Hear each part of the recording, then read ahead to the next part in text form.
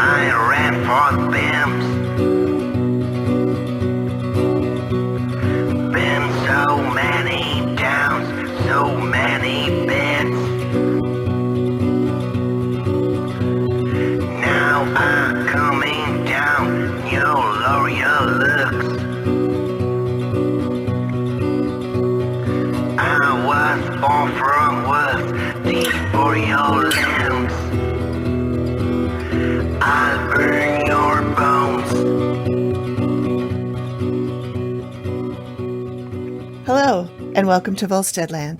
I'm Amy, and this is Heather. Hi, Amy. We're so glad you're here.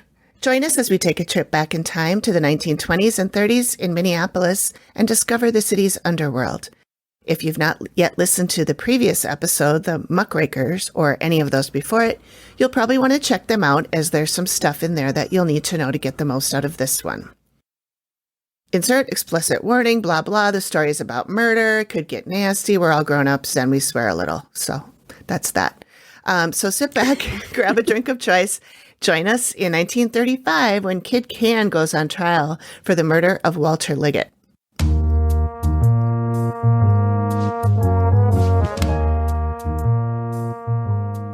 Heather, do you want to tell the folks what we're drinking tonight? We are drinking the Scofflaw. It is a Prohibition-era cocktail that combines rye whiskey and dry vermouth with lemon juice, grenadine, and a dash or two of orange bitters. This classic cocktail got its name from a term for those who continued to imbibe during Prohibition in the U.S. in the 1920s, those who scoffed at the law. So cheers. Cheers. The cocktail was invented in 1924 at Harry's New York Bar in Paris, France. Harry's New York Bar is an iconic bar that was a favorite haunt for influential figures like Ernest Hemingway and F. Scott Fitzgerald. Other famous cocktails to emerge from Harry's include the French 75, the Sidecar, and possibly the Bloody Mary. So cheers. Again. I think we had the Sidecar a couple of weeks ago, didn't we? We did. All right, let's get to it. There's some good stuff here. All right, so remember a few weeks ago after, a month or two ago now, after episode 3 about the Payne Avenue Bank, yes. I did an addendum where I kind of cleared up some things that we were not clear about when we were discussing, and then I over-explained some other things. I didn't have time to do that this time, so I'm just going to wrap a couple of that stuff into this one. I did amend some of the stuff in the video. So anybody who saw the video saw, I made some adjustments and corrections and stuff in the video. But for those who don't watch that, for those who aren't a patron, here are the updates, the changes, the corrections corner sort of thing. So when I was editing, I noted that I had talked about how I didn't know where the St. Barnabas Hospital was. So I did a little research. This is the hospital that Howard Guilford was in when he was shot the first time. It is a small facility with only 6 beds, and it was between 6th and 7th Street South and 9th and 10th Avenues downtown. It was built in 1871, and at that time was called the Cottage Hospital. It eventually rolled into the Hennepin County Medical Center group of hospitals. There's a building at that location now. It's called the St. Barnabas Apartments, but it's not the same building necessarily. It is a preservation of an addition to the original building. Oh. So there's probably not even the same brick at all, not even one brick, but it looks totally different. And it is now housing for formerly homeless and at-risk youth. Excellent. Yeah. And then I also mentioned that I didn't know where the Swedish hospital was, and that was where Walter Liggett recovered from his beating. It was at 914 South 8th Street in Minneapolis. It's near all the other hospitals, and eventually it rolled into the HCMC universe as well. Wikipedia says it was the third and last location of the Swedish hospital, built in 1929 and closed in 1970. So I just made it because I was born there. When it merged with St. Barnabas Hospital to become the Metropolitan Medical Center. The building is currently used as a clinic for Hennepin faculty associates and connects to the larger Hennepin County Medical Center campus. Okay, next is, remember Sir John Law, how he was going to stuff the prisons and the guy's legs were going to be hanging out? Yep. Okay, so I found a goofy video that looks like it was made by someone who doesn't want to be tracked. Like, it looked like some of those Q videos that I've seen on those documentaries, but it's an animated soldier that looks like one of those little Fisher-Price dolls. And he's just like, you know, talking and then there's a voiceover. Or he's just moving and there's a voiceover. It's really weird. But it explains that Sir John Law is not a person. It's a long arm of the law that has to hide from the president. Oh. Yeah, which makes me think Q again. But anyway, so as I was editing the video episode, my friend Megan texted me with a screenshot of what she found when she Googled John Law. And I put the screenshot in the video, but basically it says it's a police officer who does not abuse their power and honorably upholds the motto to serve and protect. An officer who remembers what it was like to be a kid and carries insight for all people. Which sounds really nice. Wouldn't that be great if we had a lot of those? Beautiful idea. Yeah. There's a song called Sir John Law by the Dropkick Murphys about this. Oh. I probably should pull it out and listen to it. Do you watch Brooklyn Nine-Nine? I have, but I'm not a regular fan. Okay. I don't hate it. Well, they've basically they were done, and then I thought they were done, but they took a year off because of COVID. But they came back and they dropped 2 episodes, and the first one is like I was almost crying. It was because they're cops, and one of them quits because they're like, after this whole George Floyd thing, I can't be a cop anymore. And it was like really heartbreaking. But I mean, for a comedy show, it still had its funnies, and everything. But I was like, yeah, I imagine this is really awful for good cops. And there are some. There's just Supposedly. a lot of bad ones too. Anyway, it's a good show. I recommend watching it. And then the second episode was way back to goofiness, but the first one was really like, oh. Okay, so then I also looked up the Zida sisters. Remember, I thought that Howard might be stripping them. I didn't want to assume that if they were either children or elderly. So I looked up this census for them, but my free trial of Ancestry.com expired, and so I didn't have much luck there. But using newspapers.com, I did find an Esther Amelia, born in 1903, and an Estella Helen, who could be Stella, born in 1912. So if these are them, in 1927, when he was with Esther, when he got shot the first time, she would have been 24 years old. And in 1934, when he was with Stella, when he died, she would have been 22. So you be the Those are judge. appropriate ages for stooping. Yeah, I mean, they're adults, right? I mean, he was only 40. Also, that's another thing. I mentioned that the only photo we have of him is from 1918, and I was guessing how old he was in the photo. I had read that the photo was when he was running for governor and that he was 18, but I knew that didn't sound right because the articles all said he was 48 when he died in 1934. But he really wasn't. He was 40. Oh. And I can't find his date of birth, but the murder was in September. So let's just say the chances are good that he'd already had a birthday that year. So that would have made him born in 1894. So in 1918, when he ran for governor, and then we have showed that picture of him, he was about 24. Oh. Also, I did find another photo of him. It's a hideous photo of him dead in his car right after he was murdered. Oh. And I won't be sharing that one. You can Google it if you want to, but I recommend you don't. It's really awful. I mean, I've seen worse, crime scene photos, but it's not nice. Also, I had said that the police chief's name is Burnskill. It's Brunskill. I know that, and I don't know why the word came out wrong. And I don't know why I didn't notice it when I said it, but I'll say it's amazing what you find when you edit your own voice, and you're like, where did that come from? I know how to say that. Why did I say that so weird? And so, yeah, it's amazing. I had said that the Tijuana Cafe was near the Walker Art Center. It's not quite. It's a little further down. It's on 11th and Hennepin. So it's where the CVS used to be, that big CVS. Yep. Those of you who aren't from Minneapolis will be like, what the fuck are you talking about? But I'm always afraid that someone's listening and going, God, that idiot, she doesn't even know where 10th and Hennepin is. I repeatedly misspoke Marta Liggett Woodbury's name when I was talking about her book. Her name is Woodbury, not Woodhouse. My apologies to her. Not that she'll ever hear this, but Marta Liggett Woodbury, if you're hearing this, I apologize. And your book is amazing, and I used it a lot in my research.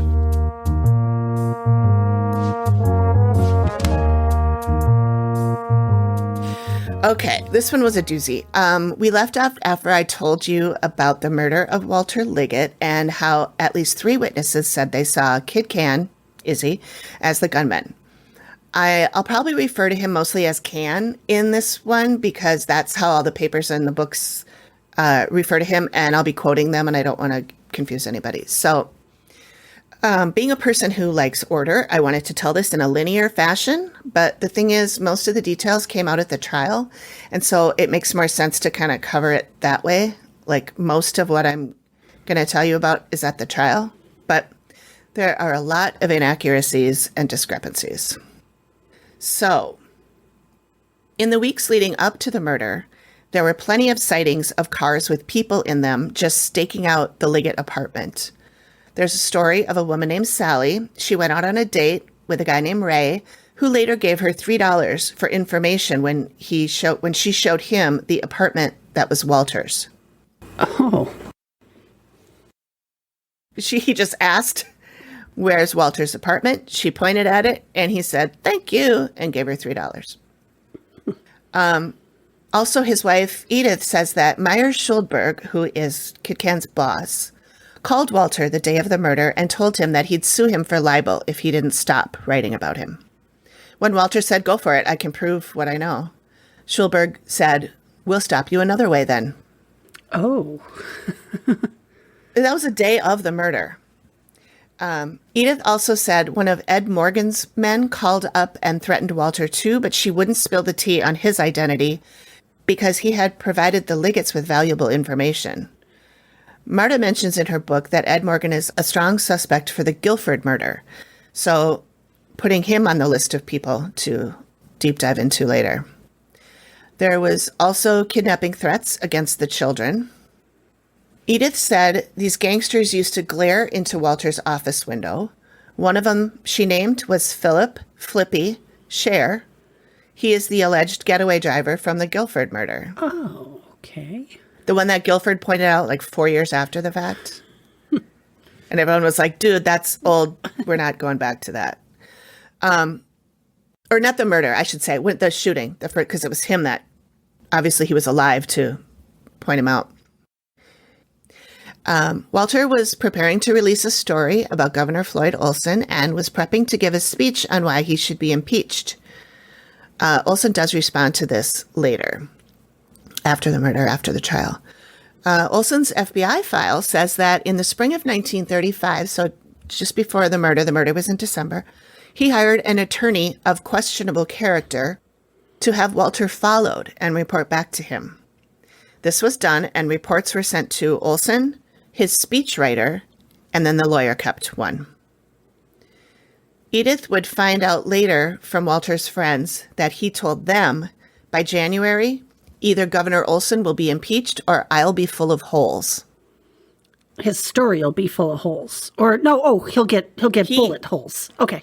He will be full of holes. Literally and, full of holes. He was right.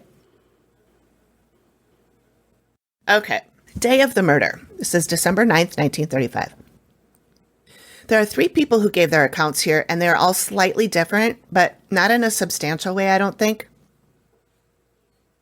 And it's Walter's wife, Edith, their daughter, Marta, and their friend, A.B.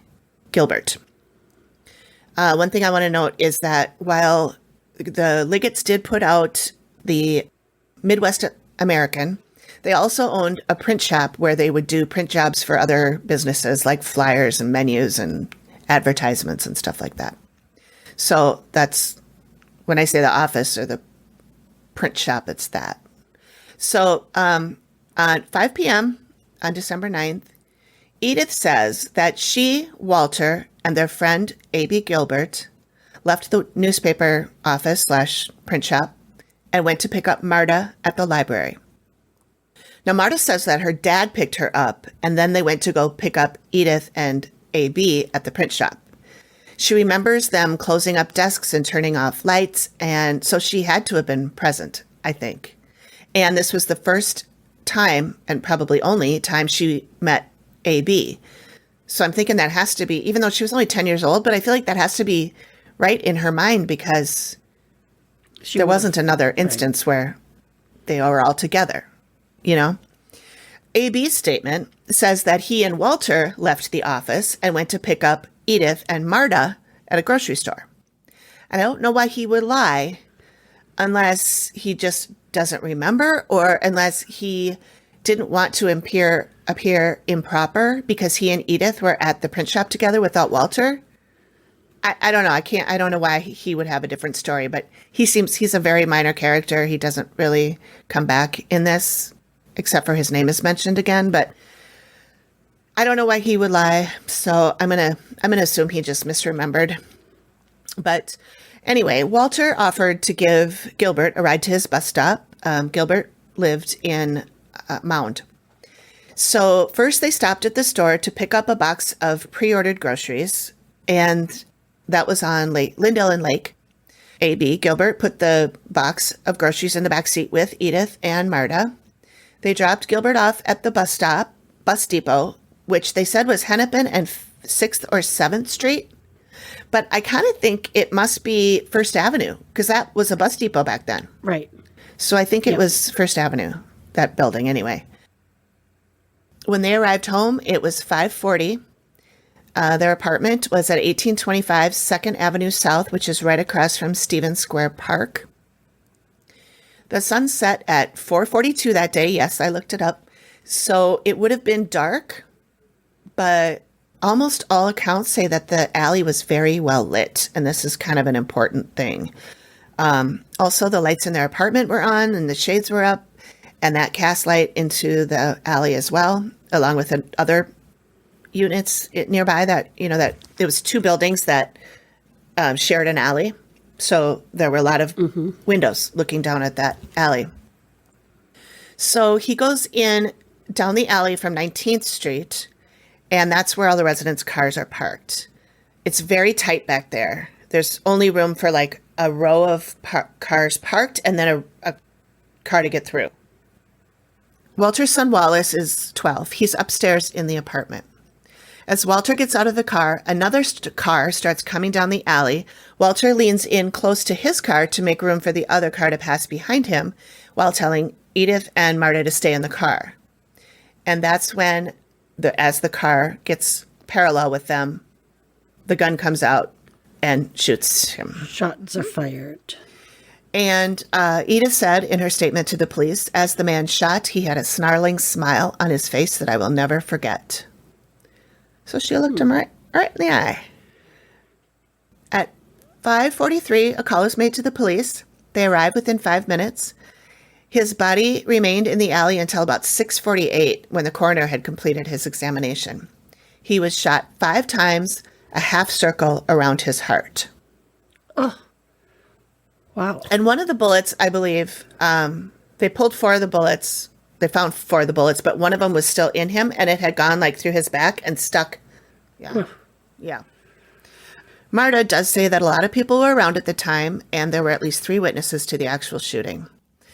After the shooting, his daughter ran into the building manager's apartment. Her name is Alice Delaney. And then she went to her own apartment where her brother was to let him know what happened.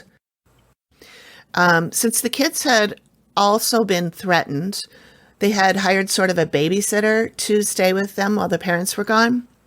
So she was there with Wally, and her name's Amanda. Marta, daughter, remembers the police being a bumbling crew who stumbled over each other and didn't know what to do. Some, it turns out, were friends of Kid Cann. They didn't want Edith to call her mother. Once Bob Liggett, Walter's brother, showed up, the cops were much nicer to her. Marta also writes that the reporters were the worst. They didn't seem to care about the family's loss. They just wandered around the apartment, cracking jokes, smoking cigars, and took framed photos off the walls and shelves. And then they showed up in the newspaper the next day. Oh, my goodness. Yeah. That doesn't sound right. No.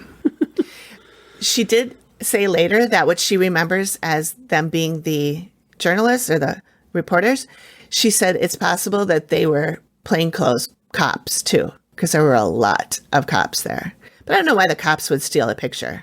The reporters I can see. But anyway, there were a bunch of people milling about, acting like jerks.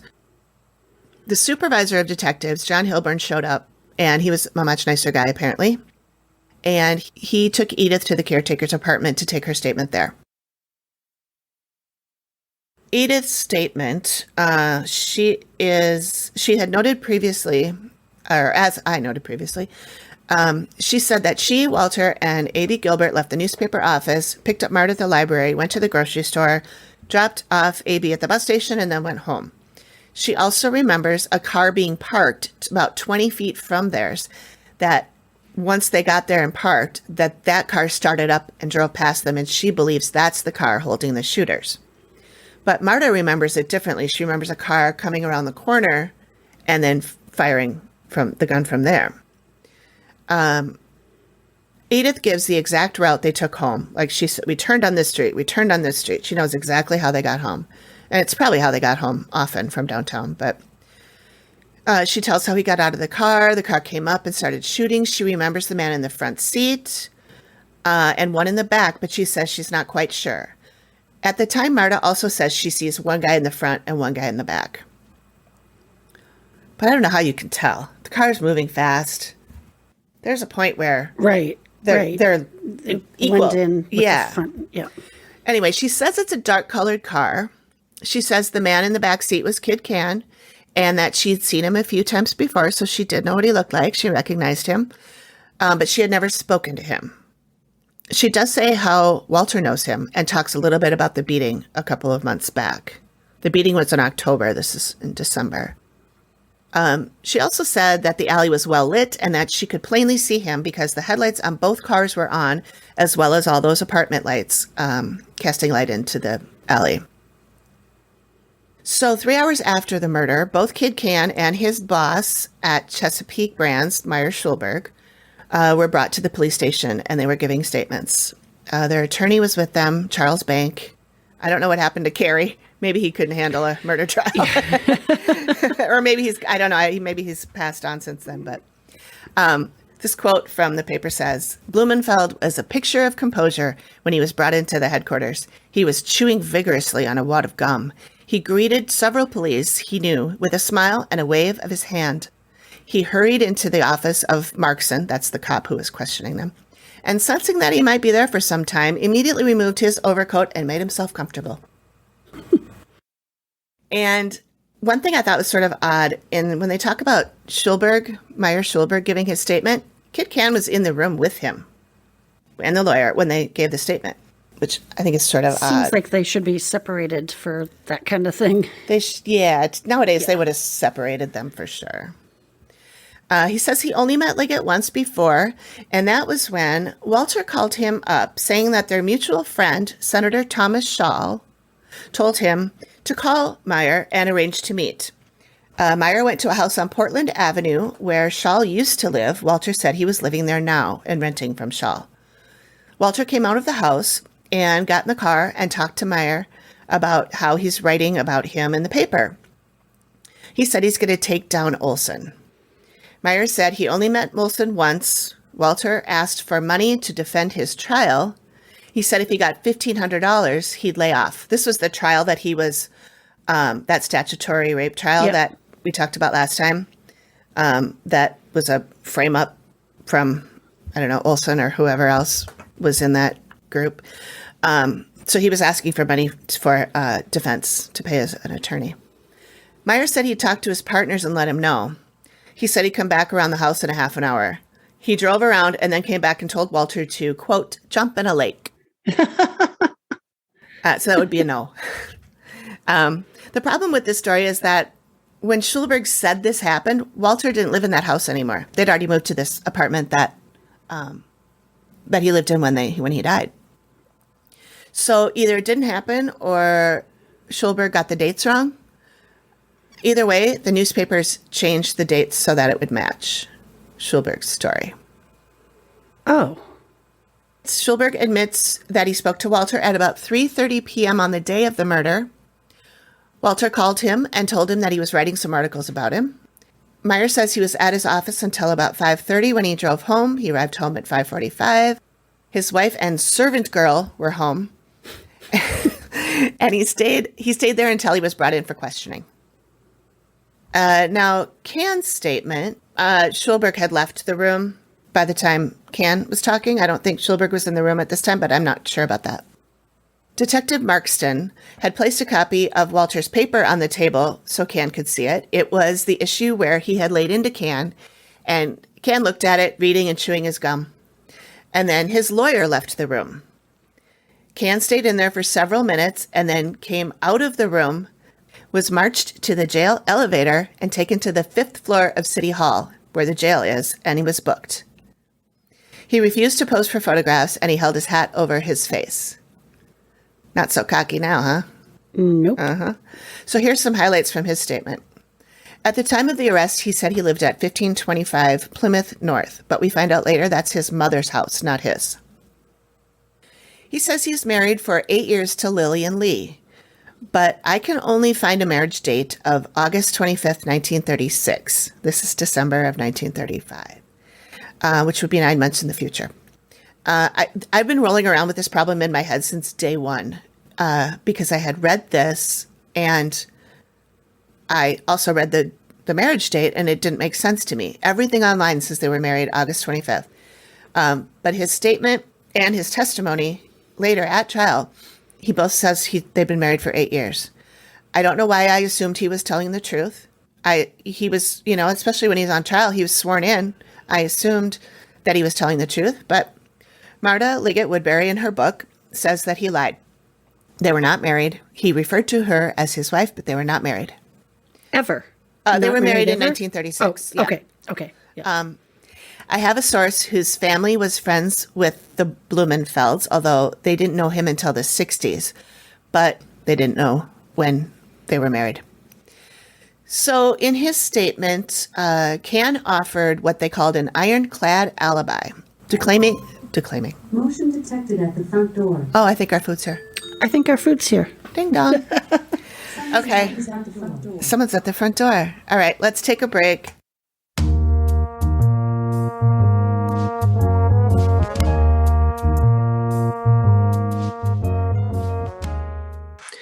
Back from break, refreshed beverages.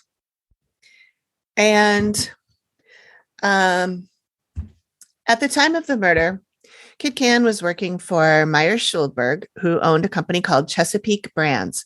It was a liquor distribution company. It was incorporated in January 1935, renamed from La Pompadour.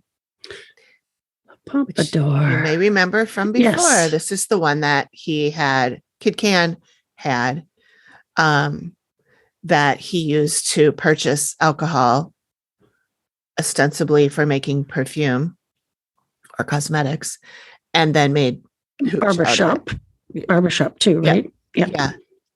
Yeah, I think it was. Yeah, I think it was a barbershop. Anyway, so I don't really know. I did not look into the records before of La Pompadour. It's possible Myers Schulberg owned it the whole time, but it was renamed with listing Meyer Schulberg as the president and B.W. Beitelman as the secretary. I believe that Kid Cann was not allowed to own a liquor-related company after his bootlegging conviction. Schulberg, I know, was not allowed to own liquor retail, but this was a distribution company. So I think that's how he got around it.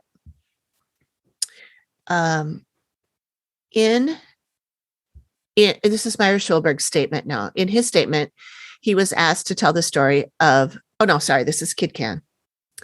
This is Kid Cann's statement. He was asked to tell the story of the night that Walter got beat up. He says, Walter got to asking me if I was a good friend of Floyd Olson. I said, no, I know him, but I've never had the pleasure of talking to him. Bullshit. Shabbos Goy, anyone?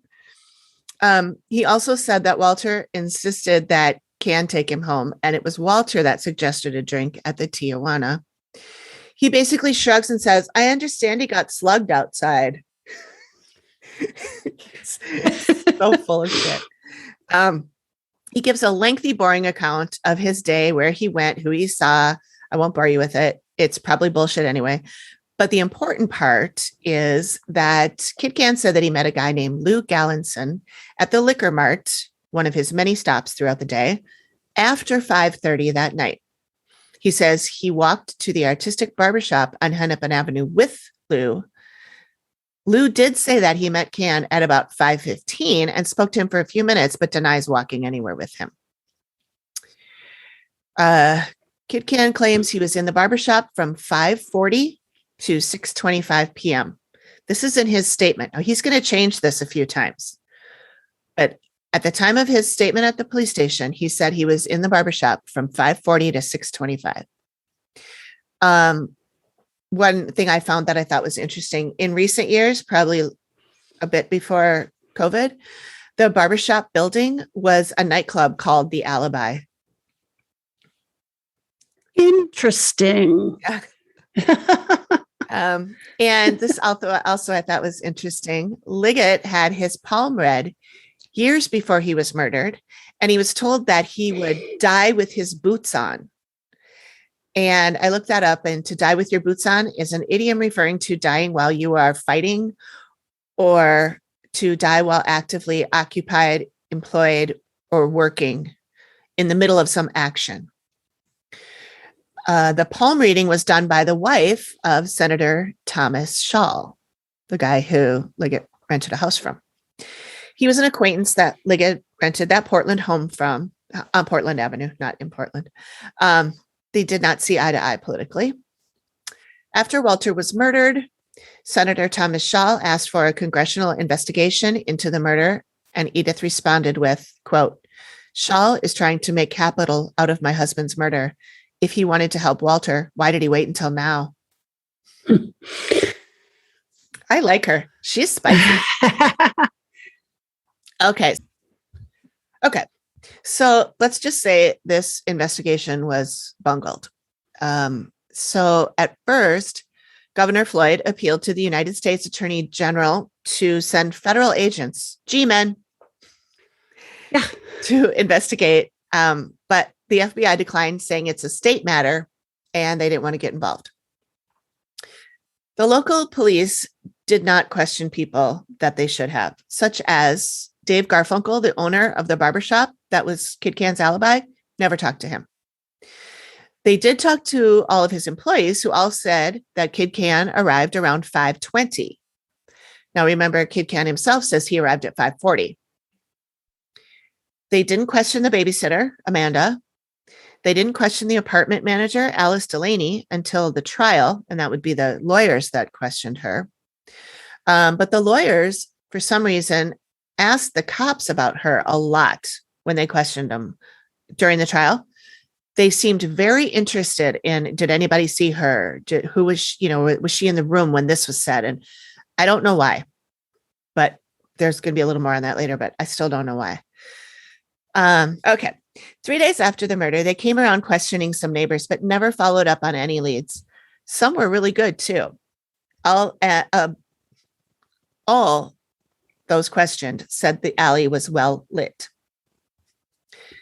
They changed their minds about the weapon. At first, they said it was a Wesson 45. Then they changed pizza. First, they said it was a Wesson 45. Then they changed it to a Thompson machine gun. The FBI did do ballistics tests, and they showed that the bullets which killed Walter came from a submachine gun, the kind used by gangsters. A Tommy gun. I guess. Yeah, I guess that's what they called them, right? I've heard the term Tommy gun. I If it's have a too. Thompson machine gun. I bet that's Oh, Tommy you're is right, short for Tom that. Thompson. Yeah. Okay. Yeah, that makes sense. The paper reported, but in some weird logic, this meant to the police that it was hired killers from the outside. The paper reported that only 7 people in Minneapolis are familiar with this kind of weapon, but they never looked into those 7 people or named them. 7 is a very specific number. I know. I wonder So they how obviously know know that. they obviously know who they are. Maybe they did talk to them, but it never made it to the papers. It never was in any kind of record. They certainly weren't at the trial. Also, reporters found out, so because the police were doing such a bang up job, civilians and reporters started doing investigation on their own and trying to get to the bottom of it. So some reporters found out that several calls were made from the Chesapeake brands, that's Schulberg and Cann's company, from the Chesapeake brands to Chicago leading up to the murder. Tons of phone calls, but those were never investigated. Ray Appeal, he's the one that gave $3 to Sally for pointing out Walter's apartment. He was seen many times by neighbors on the street or in the alley, sitting or standing near a green car, and he was never questioned. They brought Edith down to the station and asked her to ID Cann. They call this a show up. I guess we call it a lineup now, but they called it a show up. When she went in and looked at all the men standing there, she knew him right away, but she took her time and then she pointed at him. Now, this isn't like today where the victim or witness is behind glass and the criminals can't see. They were standing right there. So she points at him. When she pointed at him, he shouted out, "Oh, yes, you saw my picture in the papers," which had to be terrifying for her. Yeah. I mean, his lawyers would later point out that when they conducted the show up, he was the only one well-dressed. Every other man wore overalls. The captain said that he told the jailer to round up some fairly well-dressed men, but the jailer said he didn't have much to work with. The jail was not full, and certainly not full of well-dressed men. I don't know why they couldn't just, take Izzy and make him change his clothes and put some dirt on his face or something, but apparently they didn't think of that, or he refused. Maybe he refused and they said, "Oh, okay." The police then showed her 50 photos of other men in order for her to pick out the driver, but she was unable to find him. She even said she didn't even see him. She was locked in on the shooter. Yeah. But she did recognize Flippy, who she said she saw driving around the area of the print shop and glaring at her and Walter through the window from across the street. Now, remember, he's the alleged driver in the Guilford shooting. Okay, so then this is a section on the cars that were all found, impounded, looked at. It's really quite boring and it leads to nothing. So I'm going to pretty much gloss over it. But they did find an abandoned car near the scene. They went over the vehicle for fingerprints, and early reports say they found some. And they also found 2 shotgun shells in the back seat, but then it was dropped. They found the owner, and he reported that the car was stolen an hour or so before the murder. Do we know if the shells in the car match the shells that were shot? I'm going to guess they didn't even check. There's nothing in there, nothing I could find about that particular part of it. They then turned their sights on a different car, the one belonging to Meyer Schulberg. This is the car that Cann drove around all day to run errands. But he returned it to the Chesapeake Brands building. The car smelled of gunpowder and had a mark on the silk, some part inside the car. But the car was cleared by a St. Paul scientific crime expert. It doesn't seem to me that it could have been that car, unless the times are all off and he really was still driving around on his own. Or unless when, oh no, I was going to say when the other kid was driving him around, but that was a different car. Anyway, I don't know why the first guy had shotgun shells in his car. Like, that would be something you'd look at, right? I would think so. Call in ballistics. Yeah. I don't know that they did. I mean, they checked the bullets that were in Walter, but I don't think they checked the bullets, the shells from that car. Anyway, at this time, there was a grand jury investigation, a special investigation going on. They wanted to hire a special corps of secret and unidentified investigators. Part of the reasoning given was by the grand jury was that the slaying of Howard Guilford was never solved. They said they would, quote, tear the lid off conditions which permitted Walter to be killed. According to the New York Times, the Law and Order League says that one of the 6 city police detectives who were assigned to the murder case and were told to check every detail of the alibi for Kid Cann is one of Cann's friends. His name? You'll know this guy, Joseph Laymeyer. Oh. Remember when Cann was charged in the Urschel kidnapping? He's the then police chief who went out to Oklahoma City without telling anyone. Yes, and later got demoted. Yep, got demoted. Yep. And as a reminder, in that case, Cann was the only person who was charged and who was acquitted. Cann's lawyers tried to get him released on bail, but it was denied. The assistant county general, his name is Fred Pike, said, quote, if bail is granted, influences will handicap the investigation, development of facts, and discovery of witnesses. Which I read that as if you let him out, he's going to taint everything. He's going to go around and bribe people or whatnot. I want to note that neither the assistant district attorney general nor the county attorney wanted to take this case. They were forced to. And Assistant AG Pike was 71 years old and had no experience in criminal law when he was given this job. There was nothing. I know. Good choice. Good choice, state. There was nothing in the papers between December 21st and the 29th. It was Christmas. I don't know. Then on the 29th, the New York Times article said, the events, this is a quote, the events of the past 2 weeks have been disappointing. There apparently is going to be no housekeeping. Not only has no one come forward to press these matters and insist on action, it's even reported that in a quiet way, the gambling places are reopening and the slot machines are cautiously coming back into place. Jury selection started on January 20th, was completed by January 28th, and the trial started January 29th. So this might be my favorite part of the trial, and it's not even actually part of the trial. Do you remember Annette Fawcett?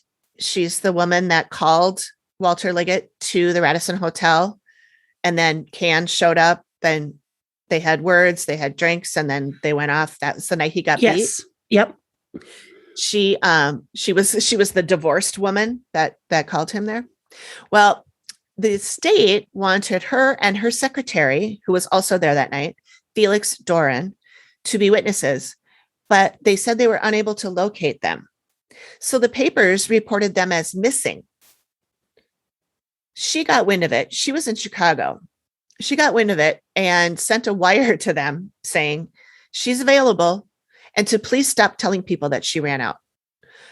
One paper says she was expected to testify concerning conversations Liggett had with several persons shortly before his death. So I don't know exactly what that would be. I don't know when she went to Chicago, but anyway, this would be like early February at this point. Now that the trial is underway, when she finally, said, don't keep saying I ran off. So then a few days later, Felix, her secretary, also let them know that he did not run out. He's willing to testify. His family said no one even ever contacted them about him. And this is his quote. The implications contained in the news dispatches are neither flattering nor helpful to me. I terminated services with Mrs. Fawcett in November. I left Minneapolis without the aid of false whiskers a day or two before January 1st, and my whereabouts here have been about as secret as the location of the Empire State Building. They had some great quotes back in the day, huh? I know. And who knows if these people really said it or if the newspaper people just made it up. Because like, I think I told you in my experience when we were in Scotland getting married, they just made shit up. They just, and about your wedding, about right? stuff that, well, I mean, they got the details of the wedding mostly right. But like they wanted a quote from me. And I said, it was wonderful. We had a great time. And they turned it into, it was a dream come true. So, you know, it's bullshit. You can't believe any of it. Anyway, Felix is, yeah, fake news. Felix is my new favorite. I just picture him, and I don't know anything about him, but just by that quote, he seems very dramatic, and I just picture him as a very fabulous gay man.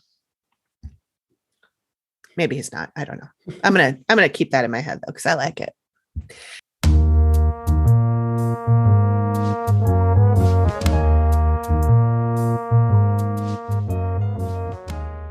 Okay, we're going to end this episode here. I think this is a good place to stop.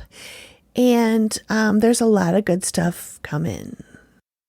Thank you for joining us for another episode of Volsteadland.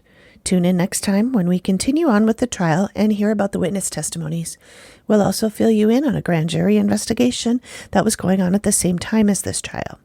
You'll find out if Kid Cann really had to pay for his life of crime or if he got lucky again. Yes, I know you can Google it. And discover some really interesting things about the aftermath of the trial and how it was handled. Don't forget to subscribe so you don't miss the next episode, and visit us on all our social media platforms for extra content. Also, if you're a fan, please consider supporting us by leaving a 5-star review on Apple Podcasts. Even if you don't listen on Apple, for reasons unknown to me, it really helps us out. Don't forget to follow on Patreon. You can follow for free or subscribe with a small fee to get even more content, including early releases.